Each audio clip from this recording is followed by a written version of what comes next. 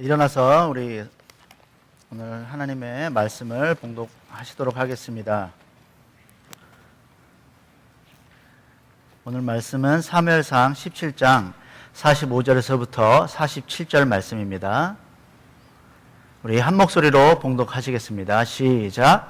다윗이 블레셋 사람에게 이르되 너는 칼과 단창과 단창으로 내게 오거니와 나는 만군의 여호와의 이름 곧 내게 모욕하는 이스라엘 군대의 하나님의 이름으로 내게 가노라. 오늘 여호와께서 너를 내 손에 붙이시리니 내가 너를 펴서 머리를 베고 블레셋 군대의 시체로 오늘날 공중의 새와 땅의 짐승에게 주어 온 땅으로 이스라엘의 하나님이 계신 줄 알게 하겠고 또 여호와의 구원하심이 칼과 창에 있지 아니함을 이 무리로 알게 하리라. 전쟁은 여호와께 속한 것인즉 그가 너희를 우리 손에 붙이시리라. 아멘. 자리에 앉아주십시오. 오늘 본문은 우리들에게 다윗과 골리앗이라는 그런 제목으로 아주 친숙한 그런 본문이죠. 어린이들이 가장 좋아하는 이야기 중에 하나입니다. 물론 어른들도 이 말씀을 들었을 때, 이야기를 들었을 때 큰 감동을 받는 것도 사실이죠.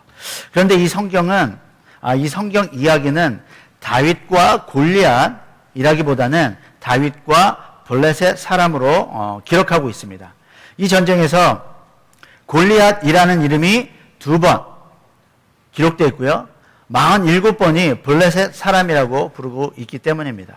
다윗은 하나님의 전쟁을 대표하는 인물이고요. 블레셋 사람은 하나님을 모욕하는 이방나라 블레셋을 대표하고 있는 것입니다. 그래서 이 전쟁은 이스라엘과 블레셋 그리고 하나님과 블레셋의 우상 사이의 전쟁이라고 할 수 있겠습니다. 블레셋은 하나님을 모욕하기 때문에 하나님은 자신의 이름을 위해 싸우고 계십니다. 십계명의 제3계명은 이렇게 말씀하시는데요. 너는 너의 하나님 여호와의 이름을 망령되이 일컫지 말라. 나 여호와는 나의 이름을 망령되이 일컫는 자를 죄 없다 하지 아니하리라 라고 출애굽기 20장 7절에서 말씀하고 계십니다. 하나님을 향해 욕을 하고 저주하는 자는 신성모독 죄를 저지르는 것입니다. 그런데 본문의 블레셋 사람은 블레셋의 신들로 다윗을 저주하고 있습니다. 성경에서 저주라는 표현의 가장 기본적인 의미는 다른 사람을 욕하는 것입니다. 다윗이 블레셋 거인을 상대하기 위해 나왔을 때 블레셋 사람은 다윗을 업신 여기면서 저주를 합니다. 그런 막대기를 들고 나를 향해 오느냐, 나를 개로 여기느냐라고 말을 하는 것이죠. 다윗은 16장에서 오늘 우리가 읽은 본문 17장 바로 앞에 16장에서 이미 이스라엘의 왕으로 기름 부음을 받았습니다. 다윗은 지금 사람들의 눈에 보기에는 목동에 불과하지만 하나님은 그 소년을 왕으로 기름 부었고 지금 왕으로서 준비시키고 있는 중입니다. 그런 이스라엘의 대표자에게 욕을 하는 것은요, 바로 하나님에게 욕을 하는 것입니다. 살아계신 하나님을 아무것도 아닌 우상들의 이름으로 저주를 하고 있다는 것이죠.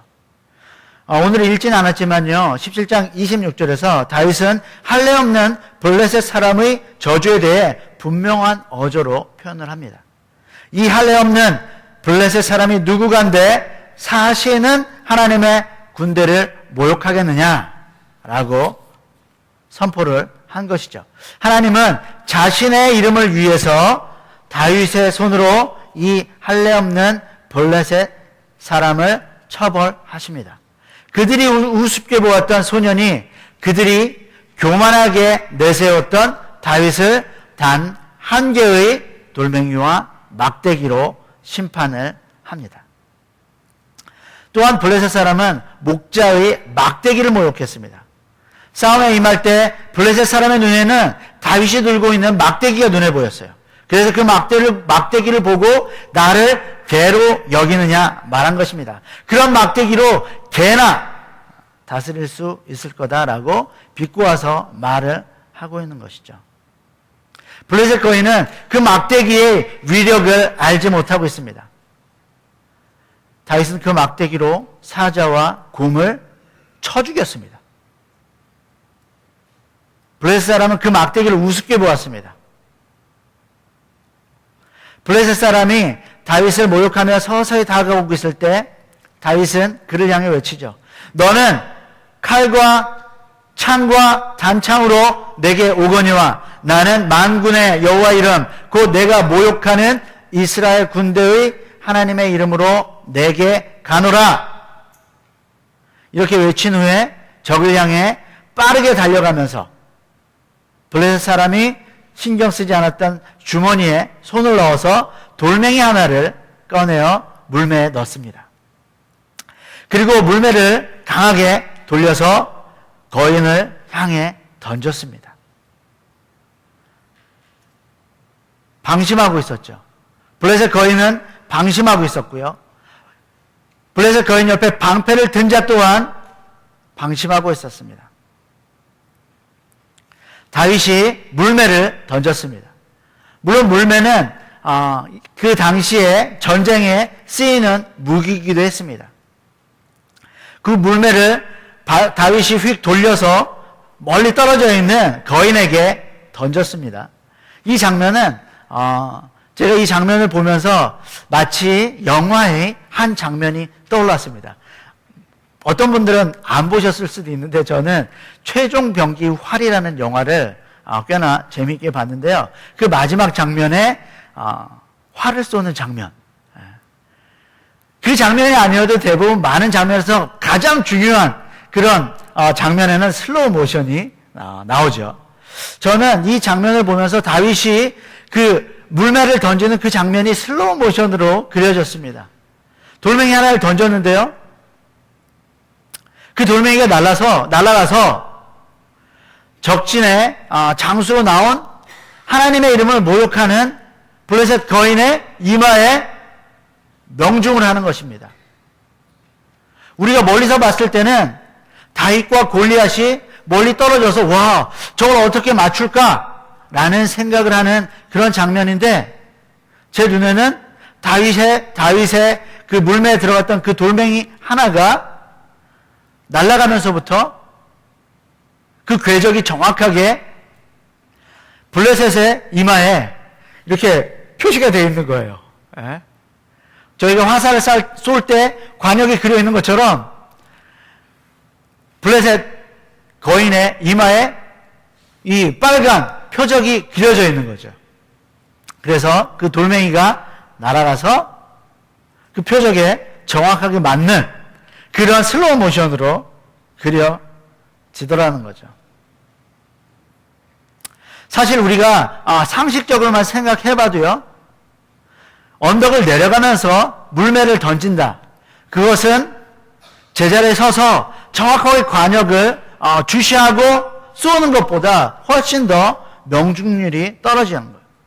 그런데요, 언덕을 달려 내려가면서 그 물매를 던진 거예요. 그거는 정말로 명중하기에 어려운 그런 시도였습니다.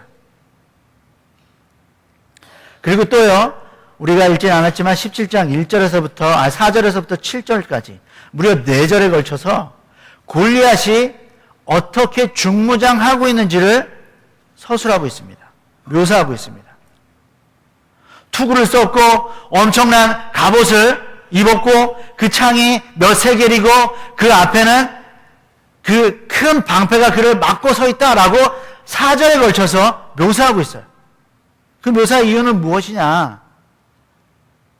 난공불락. 절대로 무너지지 않을 장수다. 그건 철저하게 무기를 들고 있고 그는 방어하고 있다라고 묘사하고 있는 것입니다. 사람의 힘으로는 웬만해서는 쳐 죽일 수 없다라고 묘사하고 있는 것이죠. 그런데요, 다윗의 단 한 개의 돌멩이가 언덕을 뛰어 내려가면서 그냥 던진 물매로 던진 그 돌멩이 하나가 정확하게 명중했다. 이마에 맞고 쓰러졌다는 것입니다. 그것은 사람의 손으로 할 수 있다는 것이 아닙니다. 그것은 하나님께서 하셨다는 것입니다. 할렐루야. 하나님께서 정확하게 그 돌멩이가 골리앗의 이마에 박히게 했다는 것입니다.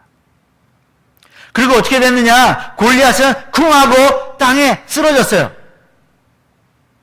저희들이 별로 주목하지 않았지만 보통 다윗이 물매를 던지고 거인이 이마에 맞고 땅에 쓰러지니까 그 다음에 어떻게 했을까요?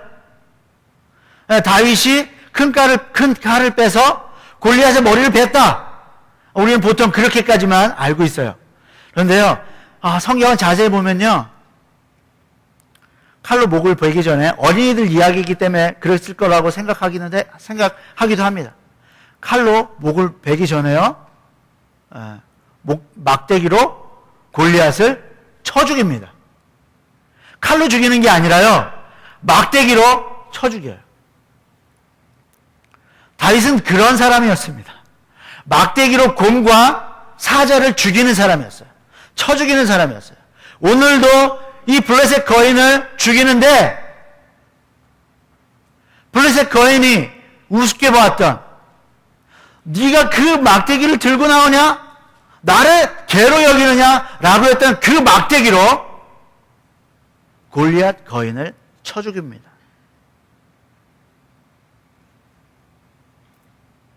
이건 놀라운 일종의 언어적인, 문학적인 농담이에요. 너가 우습게 보는 그 막대기가 너를 쳐 죽이는 것이다 라는 것이죠. 하나님께서 사람들의 눈에 보기에는 우습게 보이는 그 막대기를 가지고 하나님께서 그 막대기를 사용해서 하나님을 저주하는 자, 하나님을 우습게 보는 자들을 쳐 죽이신다는 것입니다. 하나님께서 다윗을 통해 전쟁이 하나님께 속한 것이다. 너는 칼과 창과 단창으로 나오지만 너희가 우습게 보는 그 하나님께서 막대기와 돌멩이로 블레셋 거인을 쓰러뜨리셨습니다. 그것을 통해서 하나님은 자신 스스로가 내가 만군의 여호와라는 것을 증명하신 것입니다. 또 하나님께서는 우리를 용사로 준비했기 때문에 우리는 그 하나님의 이름을 위해 싸워야 합니다. 하나님은 승리의 하나님이십니다. 그 승리의 하나님은 자신이 직접 나서서 싸우기보다는 자신들의 백성들을 하나님의 군대로 준비시키셔서 전쟁터에 나가게 하십니다. 오늘 하나님의 전쟁에 하나님께서는 다윗을 출전시켰어요. 다윗은 용감하게 블레셋 거인을 향해서 나갔고 싸워서 이겼습니다. 그런데요, 다윗의 용기 있는 도전, 그 도전은 어디에서 비롯됐을까요? 다윗의 용기는 하나님께서 주셨던 승리의 경험에서 비롯되었습니다. 이스라엘의 운명은 한마디로 풍전등화였습니다. 블레셋 거인과의 싸움에 아무도 나서지 않고 있었습니다. 40일 동안 대치하고 있는 가운데 블레셋 거인은 날마다 나와서 하나님의 이름을 모욕했습니다. 그런데요, 이스라엘의 장수들은, 이스라엘의 군사들은 아무도 나서지 못하고 있는 그런 상황이었습니다. 그때 다윗이 나왔습니다. 모든 사람들이 보기에 다윗은 아주 작은 사람이었습니다. 저런 사람이 어떻게 블레셋 거인과 싸워서 이길까라고 생각했습니다.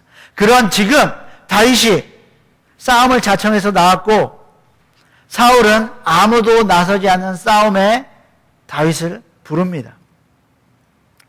그래서 용기는 가상하나 승산 없는 싸움에 내보냈다간 오히려 군인들의 사기가 더 떨어질까 염려됐기 때문에 처음에 다윗을 단념시키려고 사울은 이렇게 얘기했습니다. 내가 가서 저 블레셋 사람과 싸우게 능하지 못하리라. 너는 소년이요 저는 어려서부터 용사임이니라 라고 사울은 다윗에게 말했습니다. 사람의 눈에 보면 다윗의 말은 틀림이 없습니다. 블레셋 거인은 수많은 전쟁의 경험을 가진 베테랑이었고요. 그러나 다윗은 그저 아직 어린 소년에 불과했고 목동에 불과했습니다. 그때 다윗은 사울과 사람들이 듣고 모두나 놀랄만한 용기 있는 말을 합니다. 주의 종이 아비의 양을 지킬 때에 사자나 곰이 와서 양떼에서 새끼를 움키면 내가 따라가서 그것을 치고 그 입에서 새끼를 건져내었고 그것이 일어나 나를 해하고자 하면 내가 그 수염을 잡고 그것을 쳐 죽였었나이다. 그것을 어떻게 죽였냐? 쳐 죽였었나이다. 이 어린 소년이 사자와 곰을 쳐 죽인 것은 참으로 믿기 어렵지만 만약 진짜로 이 소년이 사자와 곰을 쳐 죽였다면 블레셋 거인과의 싸움에도 승산이 있을 것이다 라는 계산이 나오게 되는 것입니다. 하나님께서는 승리의 경험을 가진 용사로서 다윗을 준비시켰습니다. 그런데 다윗의 이야기는 여기서 끝나는 것이 아니에요. 여호와께서 나를 사자의 발톱과 곰의 발톱에서 건져내셨은즉 나를 이 블레셋 사람의 손에서도 건져내시리이다. 다윗은 용기를 넘어섰습니다. 다윗은 믿음으로 선포한 것입니다. 경험은 내가 할 수 있을 것이다 라는 용기를 줄 수 있습니다. 그런데요, 다윗은 그 용기를 넘어서서 믿음으로 선포한 거예요. 내가 사자와 곰도 쳐 죽였은즉 하나님께서 그들의 손에서 나를 건져내실 것이다. 용기를 넘어선 믿음의 선포인 것입니다. 그것이 다윗이 하나님의 용사로 준비되었다는 것이죠. 그 말을 듣고 사람들이 전율했습니다. 내가 너희들의 경험들은 보지도 못했다. 너의 경험은 네가 사자와 곰을 쳐 죽였는지 보지도 못했다. 그런데 그 믿음의 선포를 들었을 때 하나님께서 나와 함께 하시면 승리할 것이다 라는 그 믿음의 선포를 들었을 때 모든 사람들이 전율을 했다는 것이죠. 그 이야기를 들었을 때 사람들의 머릿속에 떠오른 이미지는 누구냐? 바로 삼손일 것입니다. 삼손은요, 다윗의 바로 몇 세대 전의 사람입니다. 수십 년 전의 사람이고요. 성경의 기록이 정확하게 연대가 기록되어 있지 않지만 대략적으로 우리가 말씀을 통해서 추측해 보면 수십 년이나 100여 년 전에 불과한 영웅이란 말입니다. 삼손이 어떤 사람입니까? 사자를 손으로 쳐 죽인 그런 하나님의 사자 아닙니까? 사사입니다. 그 이스라엘 사람들의 이미지에는요, 블레셋 사람들의 손에서 구한 사자를 손으로 쳐 죽인, 블레셋 사람을 쳐 죽인, 나귀뼈로 수천 명을 쳐 죽인 삼손의 영웅 이미지가 그들에게 있었어요.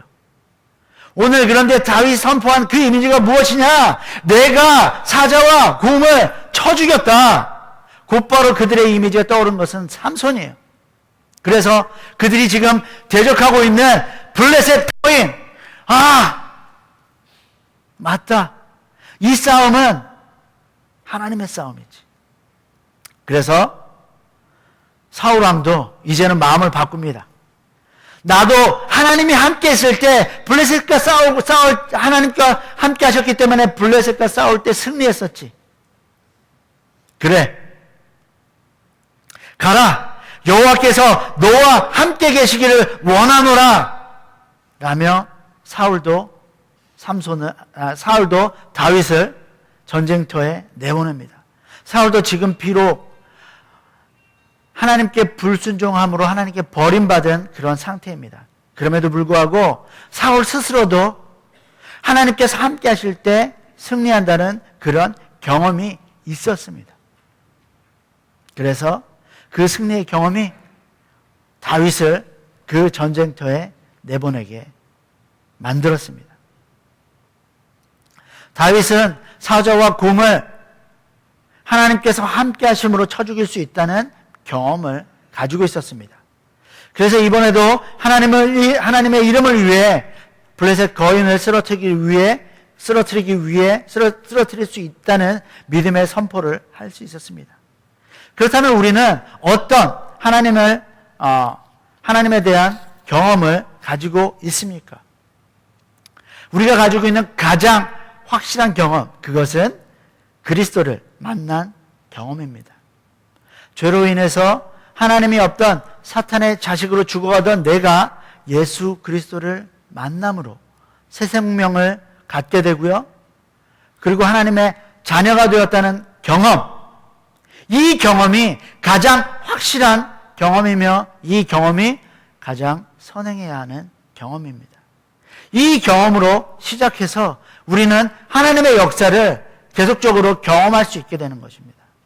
그 경험이 있어야 내 삶 가운데 일어나는 놀라운 기적과 같은 삶들이, 놀라운 은혜들이, 하나님이 하신 것이지, 하나님께서 내게 주시는 은혜지 라는 믿음의 눈으로 볼 수 있게 되는 것입니다. 우리는 교회에서 봉사하며 공동체 리더, 집사, 교사로 섬기고 있습니다. 그 섬김을 하면서요, 교회를 또 세워나가면서요, 한 사람 한 사람들을 만나면서요, 그 사람들이 변화되어 갈 때, 하나님이 하시고 계시는구나. 정말 하나님께서 놀랍게 역사하고 계시는구나. 하나님께서 어둠의 권세에 있던 저 사람을 우리 교회에 부르시면서 변화시키시는 거 하나님이 하고 계시는구나 라고 볼 수 있는 것은요, 내가 경험했던 그 경험의 눈으로부터 나오는 것입니다. 나도 저랬었지. 내가 예수님 만나지 못했을 때는 저랬었지. 그런데 예수님 만나고 내가 변했던 그 경험이 다른 사람을 보았을 때, 어떻게 저런 사람이 나와서 변화될까? 아무리 나쁜 사람이 와도, 정말, 가짜고 또 험하고 나쁜 사람이 와도 저 사람 변할 거야 라는 믿음을 가질 수 있는 것은요, 내가 그런 경험이 있기 때문이에요.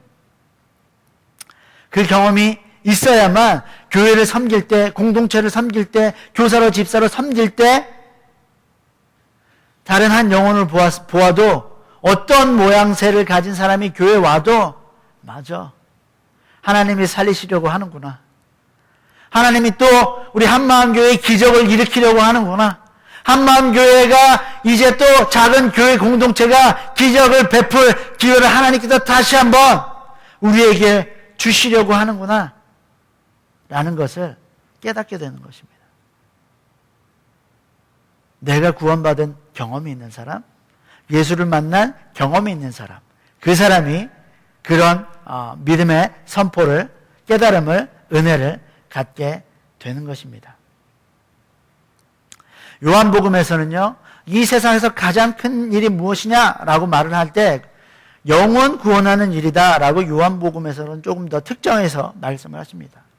전도와 선교는 1대1로 전도하는, 그래서 우리 그 구원할 대상자에 가서 1대1로 복음 전하고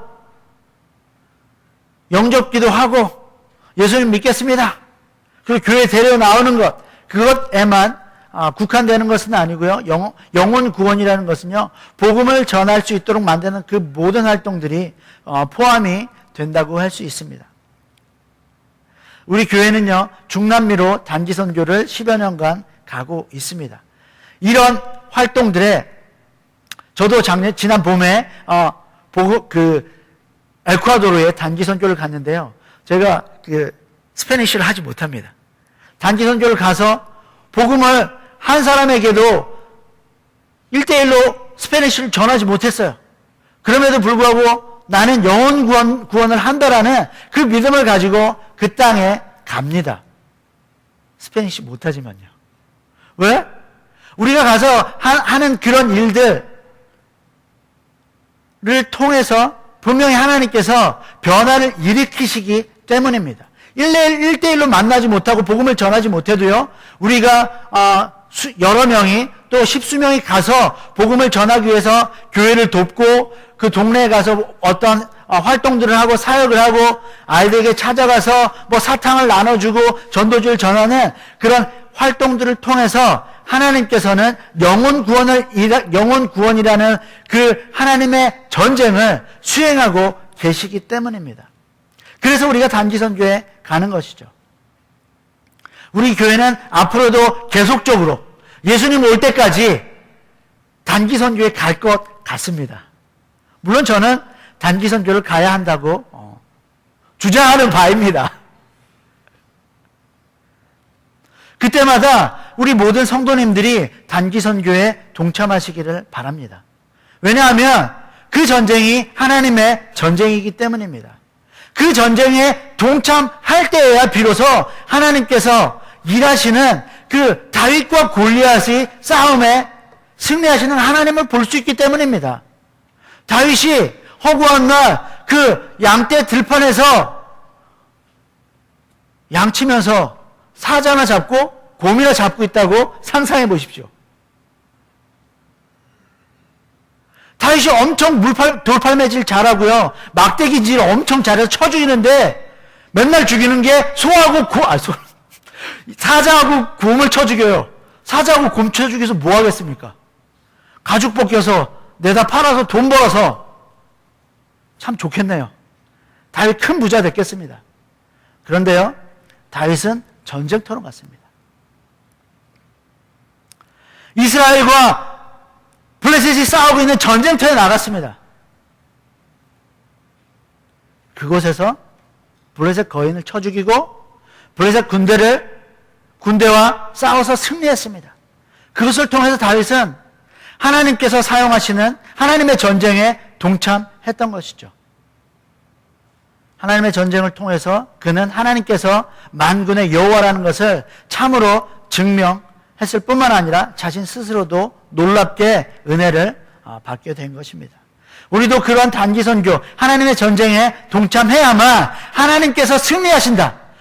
이 전쟁은 나의 싸움이 아니구나, 하나님의 싸움이구나 라는 것을 경험할 수 있게 되고요, 그 경험이 더 큰 믿음의 진전을 이루게 되는 것입니다.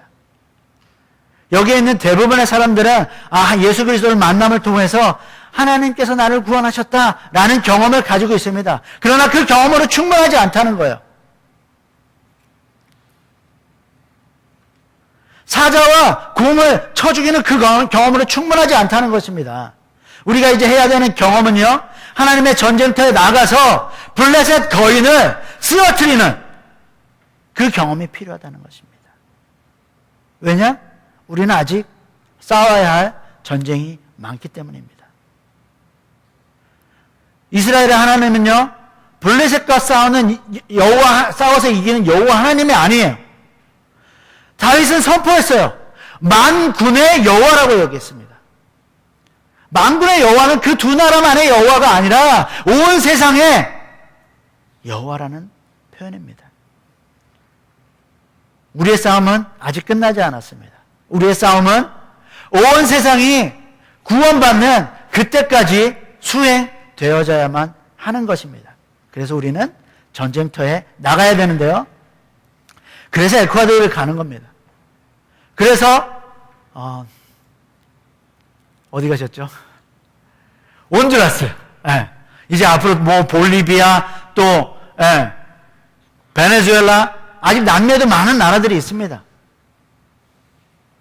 가야만 하는 것입니다.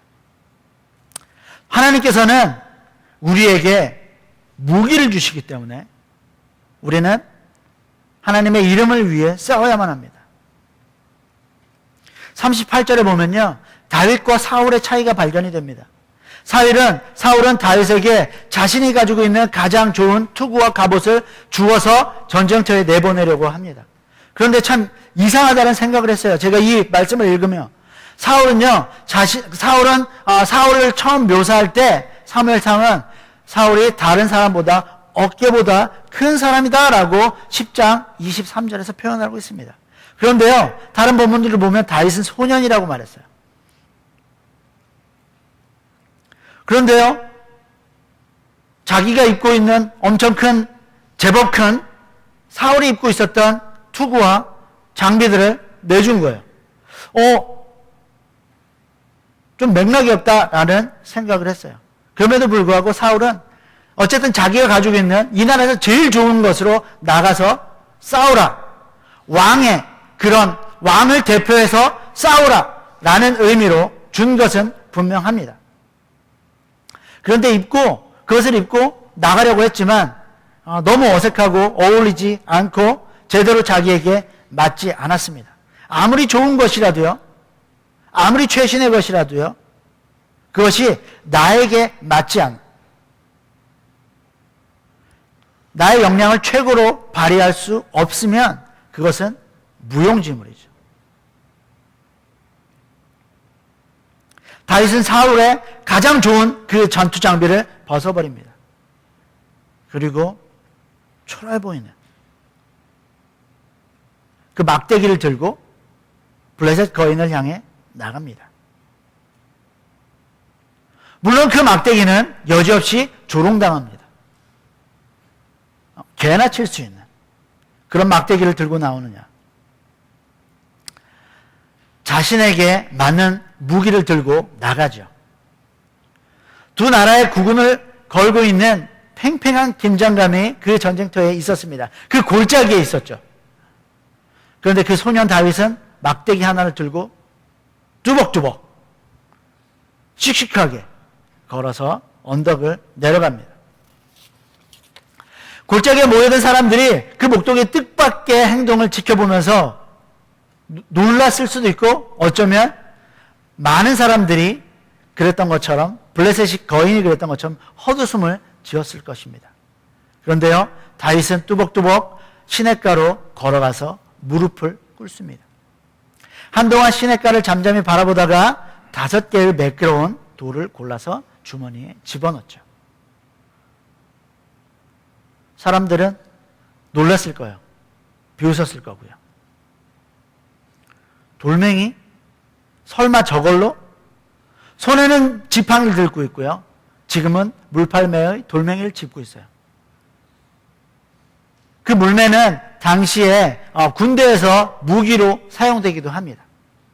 그러나 얼마나 대조적입니까? 골짜기를 사이에 두고 중무장한 골리앗과 지금 물매를 들고 나오는 한 소년. 이 장면에 대해서 유진 피터슨은 이렇게 묘사를, 자기의 상상력을 더해서 이렇게 말을 했습니다. 다윗은 시냇가에 무릎을 꿇고 하나님께 잠잠히 기도했을 것이다 라고 말했습니다. 성경에 다윗이 기도했다는 표현은 전혀 나오지 않습니다. 그러나 다윗은 무릎을 꿇었습니다. 무릎을 꿇은 채 5개의 돌멩이를 골랐어요. 그건 유진 피터슨의 상상력에만 허용되는 것이 아니라고 저는 생각합니다. 가장 중요한 순간에, 결정의 순간, 돌멩이를 5개 골라야 돼요. 이 돌멩이가 나라의 운명을 거는 그런 준비의 과정이에요. 그때 우리가 무릎을 꿇고 뭐 하겠어요? 기도하죠. 돌멩이 고르면서 뭐 어떤 돌멩이가 이쁘고 어떤 돌멩이가 맞으면 블레셋 거인을 쓰러뜨릴 수 있을까? 경험상으로 골랐겠어요, 거기서? 물론 경험도 들어가 있습니다. 그럼에도 불구하고 그곳에서 무릎을 꿇고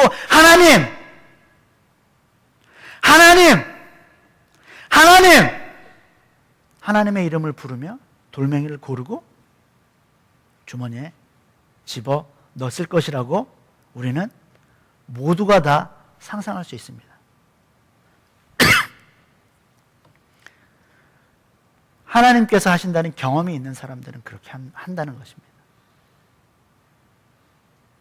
사자와 곰을 자신의 날마다 힘겹게 수행해야 될 모든 일들 가운데 하나님께서 함께 하시는 그 경험이 있는 사람은 기도한다는 것이죠.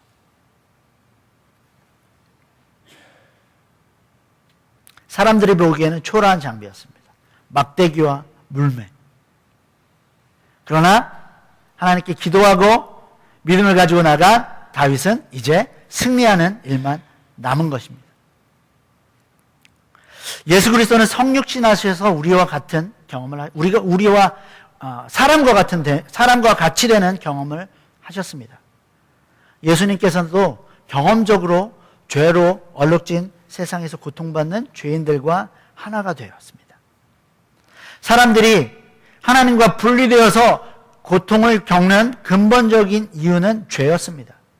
사탄은 하나님과 사람이 분리되도록 우리가 죄를 범하게 만듭니다. 사탄의 전략은 죄를 짓게 만드는 거고요.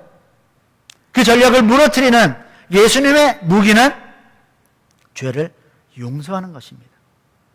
예수님은요, 천군 천사와 불병거를 불러서 기적적으로 사탄과 그의 하수들, 죄를 소멸하지 않으셨습니다. 예수님께서는요, 죄인들과 함께 죄를 지시고 죄를 용서하시기 위해 십자가에 달려 죽으셨습니다. 그것이 예수님의 무기였습니다. 우리 크리스천들의 무기는 에베소서 6장 10절에서부터 17절에 잘 나와 있습니다. 하나님의 전신갑주. 우리가 잘 알고 있는 말씀이죠. 진리로 허리띠를 띠고 의에 호심경을 붙이고 평안의 복음이 준비한 것으로 신을 신고 모든 것 위에 믿음의 방패를 가지고 이로써 등이 악한 자의 모든 불화살을 소멸하라. 구원의 투구와 성령의 검 곧 하나님의 말씀을 가지라. 이 표현은 정말 전투적인 용어입니다. 오늘 본문처럼 싸움에 나갈 때 하나님의 전신갑주를 입고 나가라 라는 것입니다. 그런데요, 이 하나님의 전신갑주, 이 표현을요, 에베소서 4장 25절에서부터 32절 말씀을 보면요, 조금 더 일상적인 표현들로 바꿔놨어요. 한번 우리가 앞에 나와 있는 이 말씀을 한 목소리로 읽도록 하겠습니다. 시작.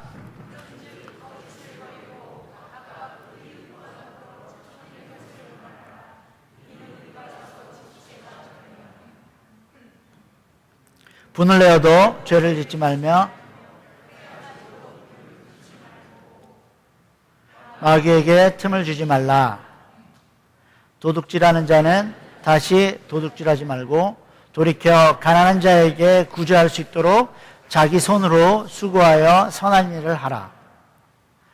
무릇 더러운 말은 너희 입 밖에도 내지 말고 오직 덕을 세우는 데 소용되는 대로 선한 말을 하여 듣는 자들에게 은혜를 끼치게 하라.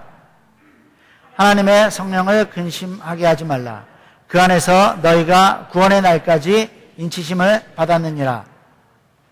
너희는 모든 악독과 노함과 분냄과 떠드는 것과 비방하는 것을 모든 악의와 함께 버리고 서로 친절하게 하며 불쌍히 여기며 서로 용서하기를 하나님이 그리스도 안에서 너희를 용서함과 같이 하라. 아멘. 이게 일상을 살아가는 우리들의 무기들입니다. 어떤 사람들 하나님의 전신갑주를 입어서요, 맨날 싸워요. 교인들이랑 맨날 싸워요. 하나님의 영적인 무기를 주셨는데 그 무기 가지고 블레셋 거인을 잡는 게 아니라 이웃들을 잡아요. 우리가 일상을 살아가는데 필요한 영적인 무기들은 오늘 우리가 읽은 조금 더 실제적인 무기들입니다. 너희 그리스도 안에서 너희를 용서하심과 같이 하라. 좋은 사람 되라. 착한 사람 되라. 능력 있는 사람보다는 다른 사람을 도와주는 사람이 되라. 이것이 지금 우리가 처한 영적 전쟁입니다.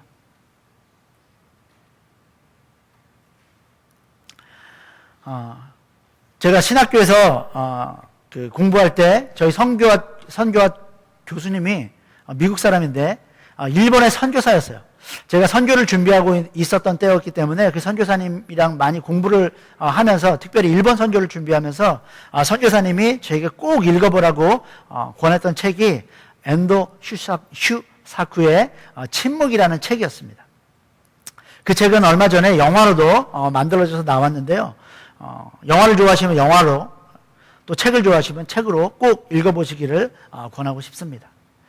그 책의 이야기를 간략하게 소개하면요, 1600년대에는 일본이 그 카톨릭이 아주 부흥을 했습니다. 수십만 명이 카톨릭 신도들이었어요. 그곳에 예수의 선교사님이 가서 복음을 전했습니다. 그래서 수십만의 성도들이 생긴 그런 상황이었어요. 그 소설의 이야기는요, 그 페레이라라는 주교가 배교를 했다는 소식이 교황청에 전해지면서 이야기가 시작이 됩니다. 페레이라 주교는 그 주인공인 로드리고 신부의 그 스승이었어요. 그 스승님께서 배교를 했다는 소식을 듣고 그는 의아했고 놀랐습니다. 우리 주교님이, 우리 스승님이 그런 일을 하실 분이 아닌데 배교를 하셨다니 믿을 수가 없다. 그래서 그 사실을 확인하기 위해서 로드리고 신부는 일본으로 들어갑니다. 수많은 죽음의 고비를 넘기고 드디어 스승인 페레이라 주교를 만나게 됩니다. 그런데요, 그 배교의 소식은 사실이었던 거예요. 그리고 오히려 페레이라 주교도요, 로드리고 신부한테 배교를 하라고 권함을 받습니다. 그 당시에 배교는 뭐냐면요, 예수님의 얼굴이 그려진 성화를 발로 밟는 것입니다. 그게 배교였다라는 표현이었어요. 그러나 로드리고 신부는 절대로 그렇게 할 수 없었어요. 어떻게 예수님의 얼굴이 그려져 있는 그 성화를 발로 밟느냐? 로드리고 신부의 그 마음속에는요, 믿음 가운데는요, 그 행위 자체가 신성 모독이었습니다. 저는 그렇게 할 수 없습니다. 그래서 로드리고 신부는 감옥에 갇힙니다. 감옥에 갇혀서 있는데요, 갑자기 소리들이 들리기 시작하는 거예요. 그 소리들은 그 주변에 있는 감방에서 일본 성도들이 공문을 받는 소리들이었습니다. 로드리고는 기도했습니다. 간절하게 기도했습니다. 그러나 그 고문 소리는, 비명 소리들은 그치지 않았습니다. 그때 다시 페레이라 주교가 찾아왔습니다. 그리고 로드리고에게 이렇게 말을 합니다. 그들에게 고통을 그치게 하는 방법은 자네가 배교하는 것뿐이네.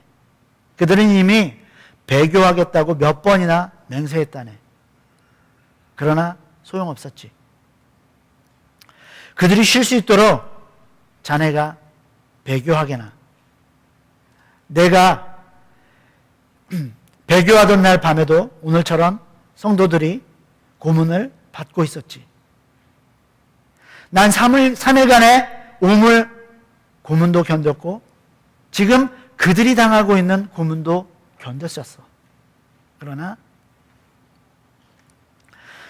성도들이 당하는 그 고문 소리를 듣는 고문은 견딜 수가 없었네. 결국 로드리고 신부도 성화를 밟기로 결심을 합니다. 그리고 페레이라 주교처럼 그것이 성도들을 살리는 길이고, 또한 예수님께서도 그렇게 사랑의 삶을 보이시길 원한다고 믿었습니다. 소설은 이렇게 끝이 납니다. 로드리고 신부가 예수님의 얼굴을 밟으려고 할 때 성화 속에서 예수님께서 말씀을 하시는 거죠. 밟아도 좋다. 내 발은 지금 아플 것이다.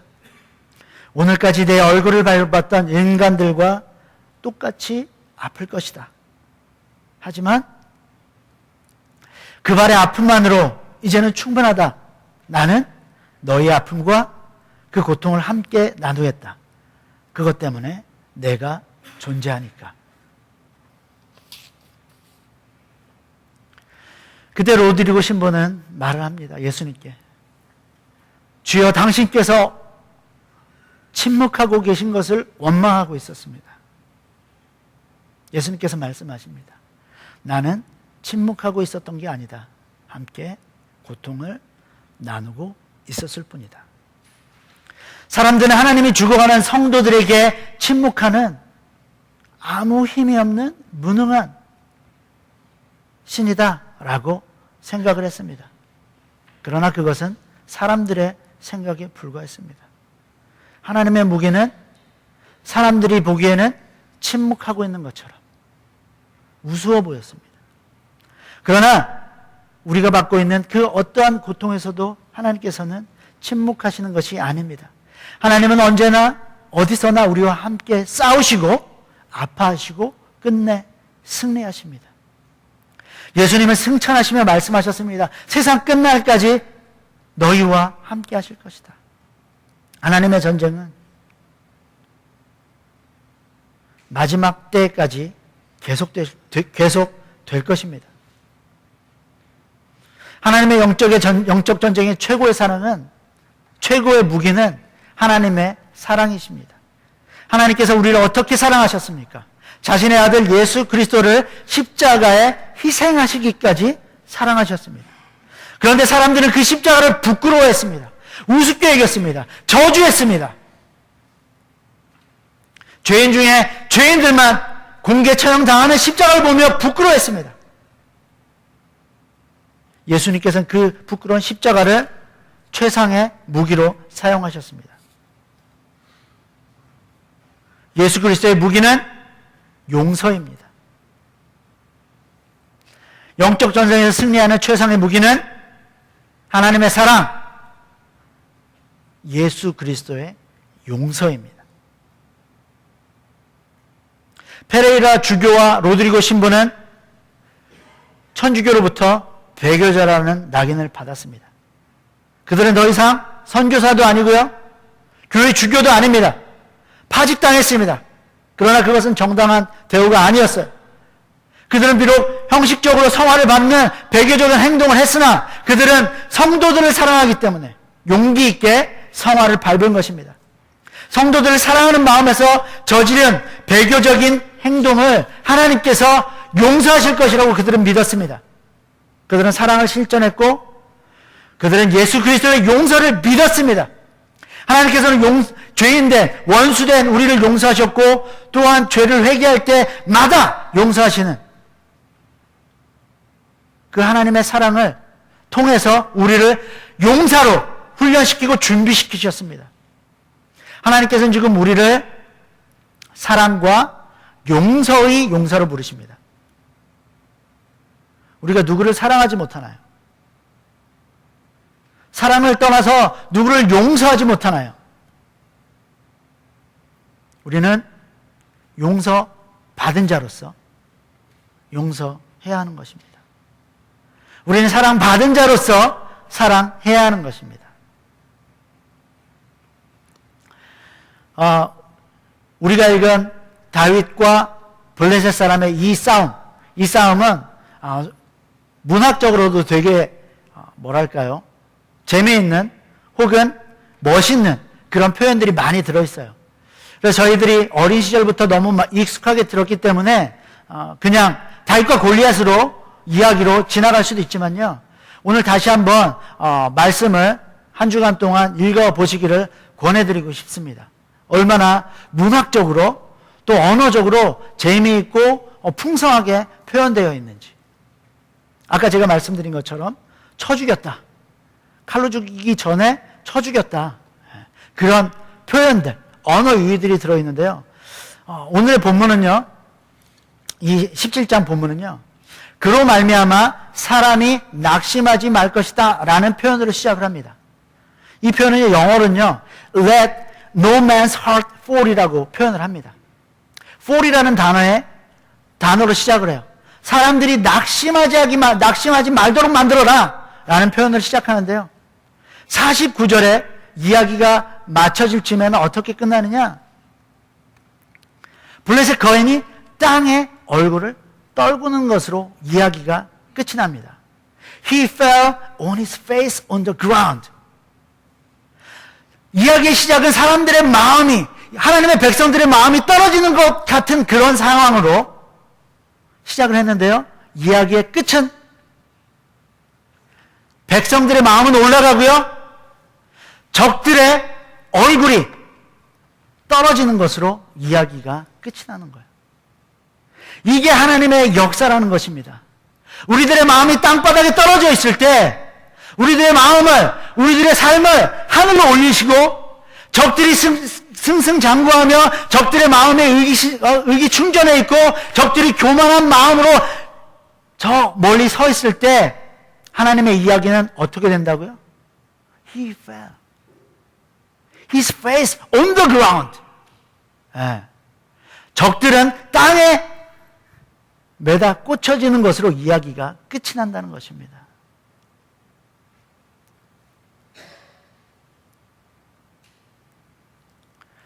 이스라엘 군대, 사울이 기원한 대로 하나님이 그들과 함께 하셨습니다. 이스라엘 군대는 이제 진군해서 블레셋 군대와 싸워 이겼습니다.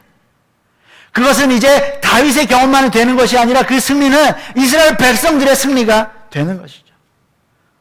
하나님께서는 이스라엘 백성들에게 무기를 주시고 하나님의 백성들에게 이제 믿음의 그 경험들을 더하셨습니다.